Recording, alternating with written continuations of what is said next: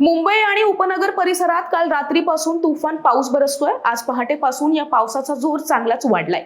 मुंबई, ठाणे, रायगड या 3 जिल्ह्यांना हवामान विभागाकडून रेड अलर्ट सुद्धा देण्यात आलाय। दरम्यान मुसळधार पावसाचा परिणाम वाहतूक आणि रेल्वेवर सुद्धा होत असल्याचं चित्र समोर आलंय। मुंबईतील पूर्व द्रुतगती मार्गावर मोठ्या प्रमाणात वाहतूक कोंडी झाली आणि याशिवाय ठाण्यातील 3 हात नाका ते मुलुंड टोल नाका मुंबईच्या दिशेनं मोठ्या प्रमाणात वाहतूक कोंडीचा सामना वाहनधारकांना करावा लागतोय। हवामान खात्यानं संपूर्ण महाराष्ट्रात पुढील 2 दिवस जोरदार पावसाचा इशारा सुद्धा दिलाय।